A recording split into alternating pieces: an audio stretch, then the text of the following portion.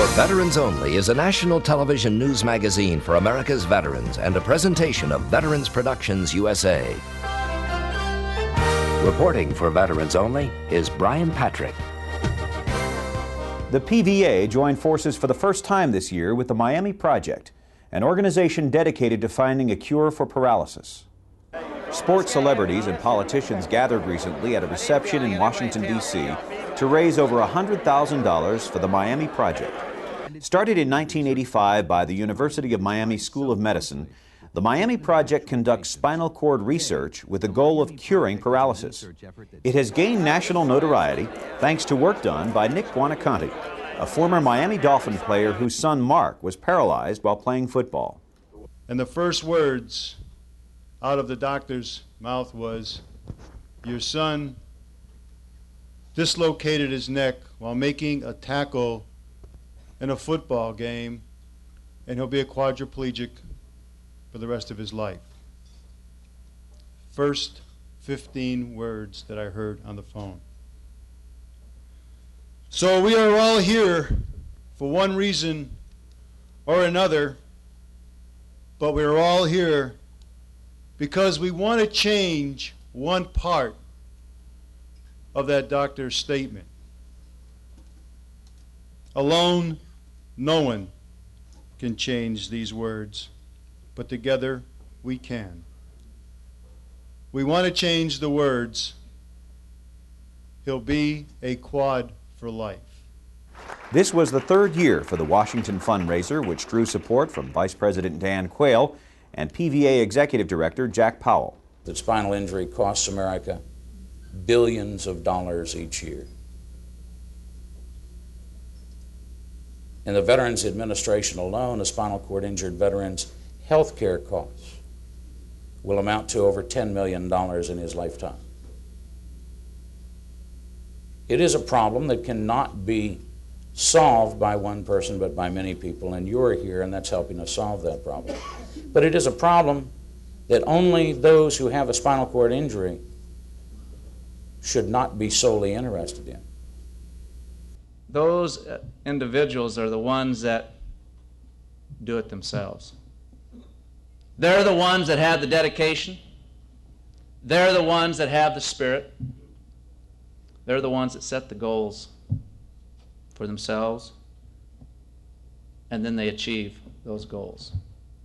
By joining forces, the Miami Project and the PVA hope to reach their goal of finding a cure for paralysis for everyone. It is the time of year when veteran service organizations get to unload their concerns on the people who perhaps can do the most for them. This is an opportunity for the leadership and the rank and file of organizations such as the Disabled American Veterans to meet face-to-face with members of the House and Senate Veterans Affairs Committee. Mary Miller has been covering these hearings. She has this report from Washington. The DAV has long been known as one of the bigger and more effective troubleshooters in town, and it didn't take long for it to live up to that reputation this day. In testimony before a recent joint session of the House and Senate Veterans Affairs Committees, the DAV accused the VA of perpetrating a giant conspiracy to cut veterans' benefits for the sole purpose of saving money. The group says the department is looking at things like toughening eligibility for service-connected benefits, eliminating compensation and cost of living adjustments for 10 and 20% disabilities, perhaps eliminating compensation COLAs altogether, eliminating dependency allowance payments for 30 and 40% disabilities, and lowering compensation for disabilities incurred during peacetime compared to combat. And we are aware that these outrageous suggestions have been given top-level study in VA central office. I want to emphasize that this is not mere speculation. We have documentation that these benefit terminations are being considered. We are prepared to roll up our sleeves and get involved. We always felt, and in fact we've always demanded, that the officials of the VA should be advocates for veterans. We would not have been quite concerned if these reports were from OMB, CBO, or the GAO, but from the people that are charged with overseeing the department, it hurt us very badly. It's almost like having your lawyer develop a plan against you, and he's supposed to be representing you. and that's how we view it. We believe that if what we suspect is true, that something is strangely wrong. The Compensation, Pension, and Insurance Subcommittee chairman thinks something is strangely wrong, too. I can tell you that's an area with which I am responsible for on my committee, and I can tell you this right now, as long as I'm on that committee, that ain't going to happen. Thank you.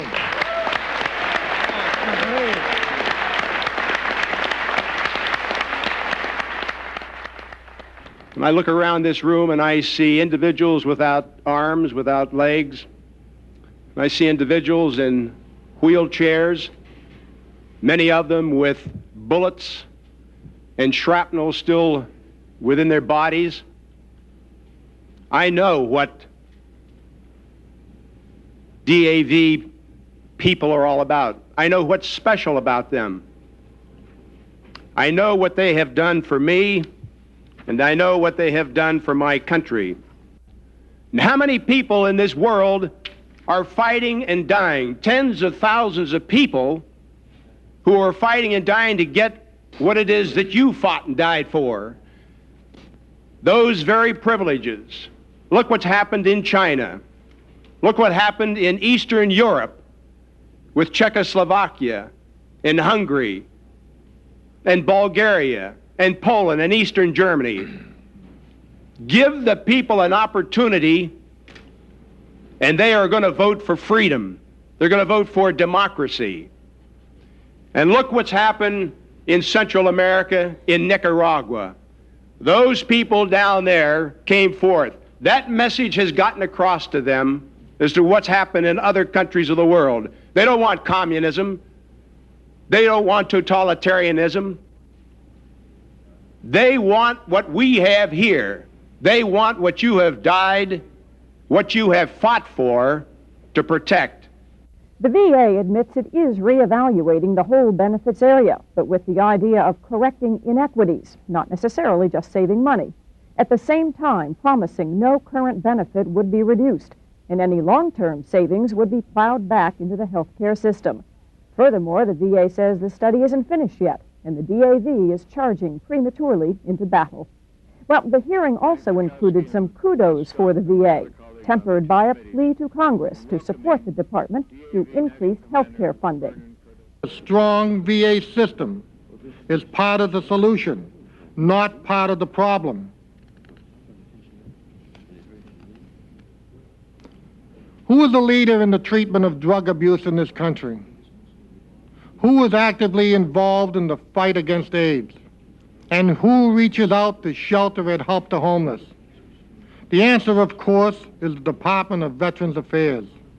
We must constantly press forward the idea that shortchanging the VA denies veterans earned entitlements. It is a federal resource, simply put, Mr. Chairman. The VA combats many of our country's social ills, and we're damn proud of the VA. Finally, there was a call to protect future veterans. The cost of war, in fact, remains long after the battlefield is silent. What does the future hold for the newest category of disabled veterans? Those new young veterans of Panama. What does the future hold for others who may follow? Will entitlements such as disability compensation be there for them?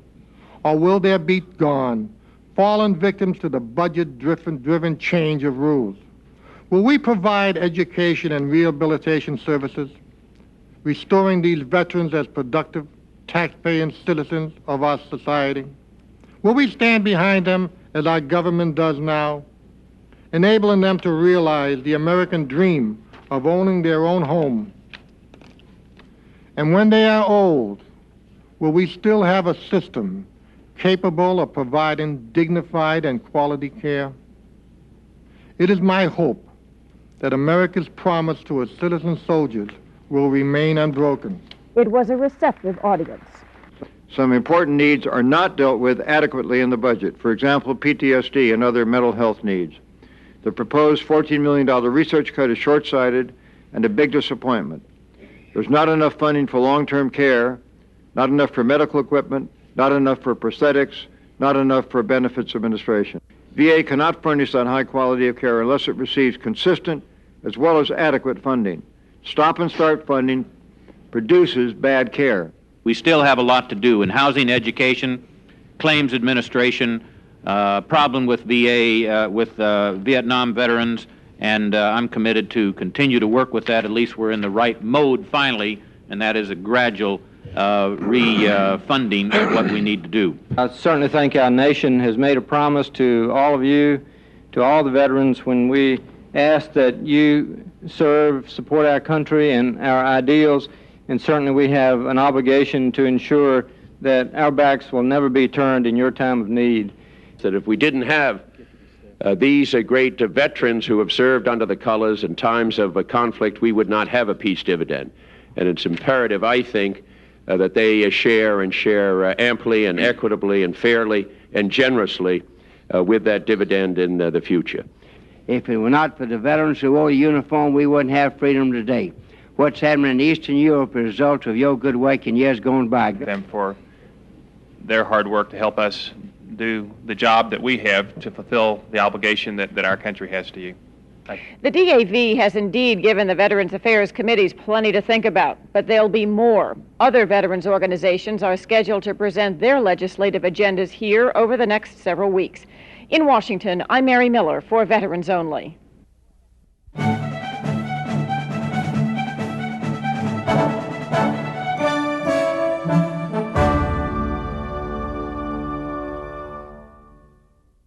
Each year, more than 4,000 new cadets enter the military academies. The intense competition and the strict discipline they encounter are challenges most have already learned to handle just to get accepted. Life in a military academy is tough, especially the first year. The whole purpose of cadet basic training, your first summer there, and plebe year is to weed people out and make sure that you're qualified and get you introduced to the system. And so it's tough on you. I mean, they run around yelling and screaming at you, and you've got to do a bunch of things that you look stupid doing and you wouldn't normally do. Despite that, 10 times as many people apply for an appointment to the Army, Navy, Air Force, or Merchant Marine academies than ever get accepted. To gain entry to a military academy, a cadet must be appointed by the President, Vice President, a Congressman, or the Academy itself. The vast majority of appointments come from Congress. Senator Strom Thurmond's office processed over 300 applications last year alone. To help decide which 5 or 6 people to recommend for appointment, Senator Thurmond established a review committee. I have a committee that interviews these applicants, and they study their records, they study their results on the aptitude test, and they study their leadership performance, and consider everything together, and then they'll recommend maybe the top 10 from the Army and Navy and the Air Force and Marines. And then I'll take those and consider the records further of those top 10 and choose the 1 or 2 to be appointed. Judge Clyde Middleton has been interviewing prospective cadets for over 10 years, first as a Naval Academy representative and more recently as chairman of Kentucky Congressman Jim Bunning's review committee. A Naval Academy grad himself, Middleton is impressed with the current crop of candidates. The difference is that they have a strong, almost overriding desire to serve the United States, to serve this country, and or to be in a leadership situation where you're out doing things. They're not the kind that want to sit around an office all day long. They're looking for like a well-rounded individual. You have to have good grades, preferably, some sort of athletic background, and mainly leadership things. Like, are you heavily involved in the community? Do you show leadership? Were you a team captain? Things like that. Once accepted, the new cadet is in for the most challenging experience of his or her life. The academic load averages 18 to 20 credit hours per semester. Every cadet has to be involved in a varsity, club, or intramural sport. And there is military drill instruction. All of this leaves little time for anything else. They give you so much to do, and not necessarily enough time to get it all done with free time. So you have to plan it out and develop your own time management skills to get things done and do it right. And it's not enough to just get by. A cadet must push hard to guarantee a choice assignment upon graduation. Everything is based on your class rank, as in once you graduate. When you graduate, the number one person in the class gets their choice of branch and their choice of post, where they want to go. In other words, there's so many slots of what's open for the graduates to go to, and he gets to pick whatever he wants, and it goes down from there. So if you're at the top of the class, you're more likely to get a good position and what you want, rather than at the bottom where you may be forced to go into some branch that's all that's left. It is that competition and discipline that supporters say make a military academy education more valuable. I think the education they get at these academies is just as good as they get at these Ivy League schools. In fact, I think it's better because they get the discipline along with it. For instance, at the academies, they go in at night at 7:30 and stay there till the next morning till Reveille comes.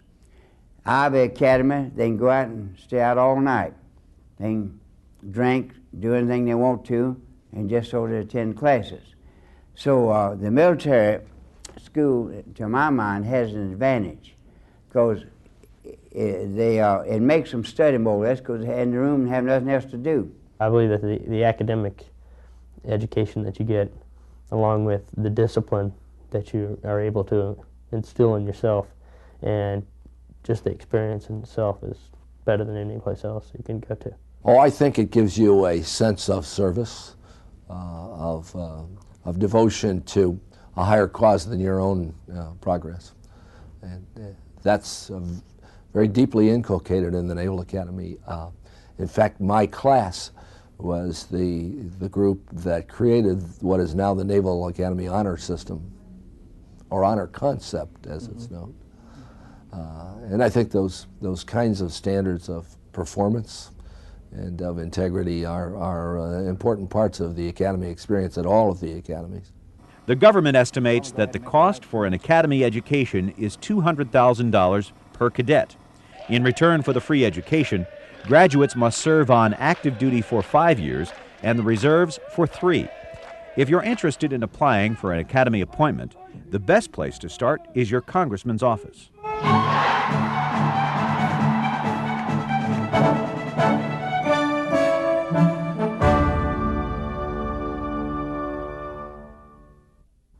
Those who have answered our nation's call to serve in the armed forces have benefits coming for their service. There have been significant medical advances in recent years, and this week on VA Hotline, Dennis West shares news of those advances and how they may benefit you.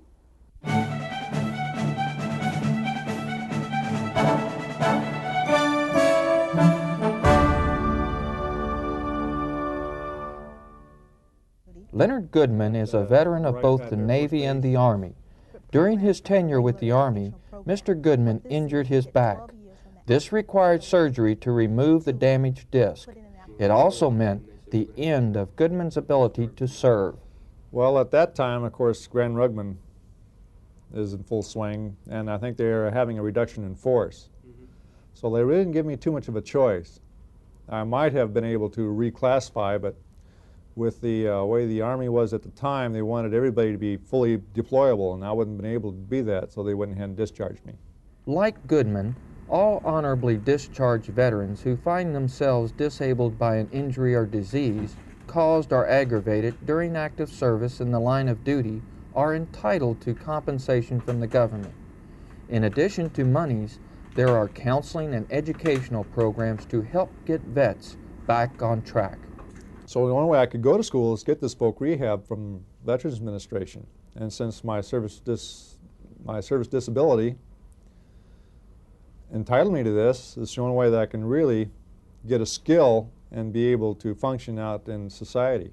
Otherwise, I'd have to stay either underemployed or unemployed on welfare, and I'm trying to get out of that trap. Compensation benefits, like other forms of veterans assistance, is not without its paperwork. Proper documentation is essential for the granting of this disability benefit. I think the two most common areas that we find where there's some difficulty encountered is one, if a veteran waits too long after they are released from active duty before filing a claim. The second thing is when you file the claim, when you go into the regional office or one of the service organizations, be sure you have information available as to where you were treated, what medical facility, and when those dates were. It can take 4 to 6 months to process a claim in cases where the information is readily available and verifiable. Delays and problems arise when gaps in information need to be filled. Veterans must rely on the available paperwork to fortify their case. The sooner they're out of the military, if they believe they have a disability that was caused or aggravated from the service, to actually make application. The problem comes like 10, 12 years later when they're coming into the regional office applying for the disability. We may not be able to obtain those medical records that would help prove the disability that was service-connected. Once information has entered the processing system, it reaches the desk of a senior claims examiner who works to verify and evaluate the documentation. The evaluation is then turned over to the ratings board, where a veteran's disability is rated based on the medical and service information provided. Then back to the claims examiner. The claims examiner is going to do some computer coding to tell our computer system how much to pay a month, when to start paying it, and the right address. Get it to the right place. That's then given to a senior claims examiner. It's reviewed again, and it's authorized, and at that point the money goes up. If the condition should worsen after the ratings determination has been made, the veteran can apply for a reevaluation of his disability rating. And since the ratings process is a judgment based on available facts, the veteran may not always agree with the outcome. I disagree. That's all I have to say. As long as he gets his appeal in within a year, which is sent to him with the statement of the case, whatever it takes from then on, his timeliness, it's frozen, so he's safe. VA compensation is specifically for disabilities incurred or aggravated while on active military duty. We encourage all veterans who had a health problem in the service to file a claim with the VA. From Seattle, for Veterans Only, I'm Dennis West. Because veterans' benefits are constantly changing, the Department of Veterans Affairs has prepared a special booklet entitled A Guide to Veterans Benefits. For a free copy of this informative and timely publication, write to VA Hotline, Post Office Box 1777, Louisville, Kentucky 40201. If you're experiencing a particular problem in qualifying for veterans' entitlements, the Department of Veterans Affairs will provide you with direct assistance. Address your correspondence to VA Hotline, Post Office Box 1777, Louisville, Kentucky 40201.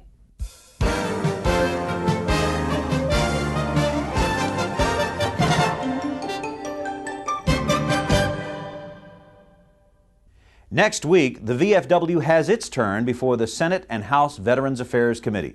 Mary Miller covers the hearings from Washington. And the Bronx VA Medical Center took a bad rap in the movie Born on the 4th of July. Correspondent Paula Padine visited there and found quite a different picture. I'm Brian Patrick. Thanks for being with us. We hope you'll join us next time on For Veterans Only. Share For Veterans Only with your friends and other veterans. A VHS copy of this week's program is available for $24.95, including postage and handling. To order your copy of For Veterans Only, call toll-free 1-800-874-VETS. That's 1-800-874-VETS. You can charge your order on Visa or MasterCard, or you can pay by check or money order. To get For Veterans Only on VHS, call now, 1-800-874-VETS.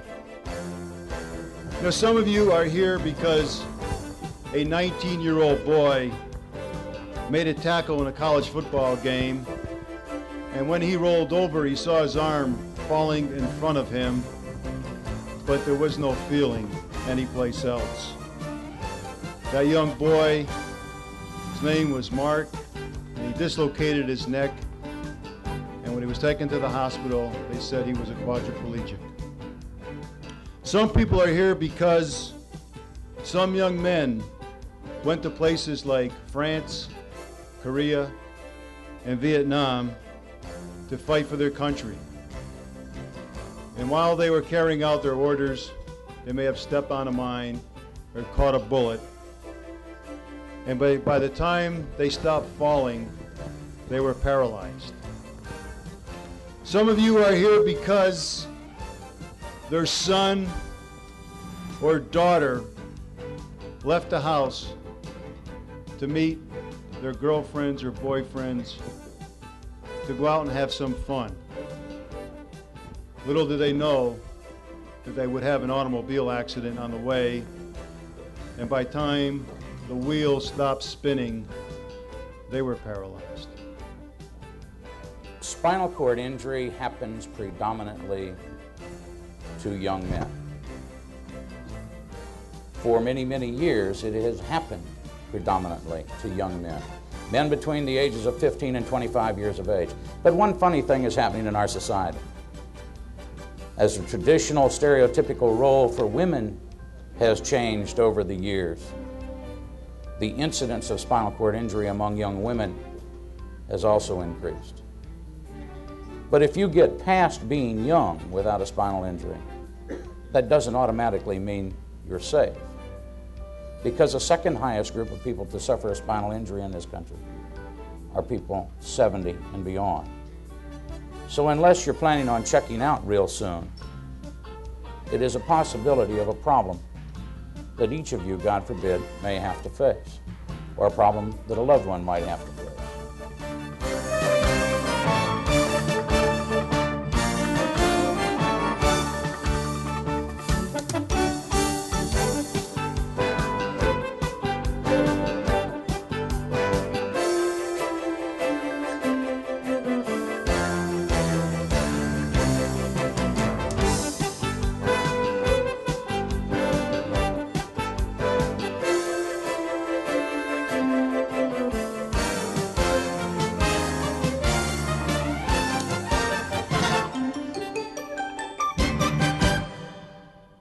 This program is made possible by the Disabled American Veterans, a nonprofit service organization of over 1 million wartime disabled veterans.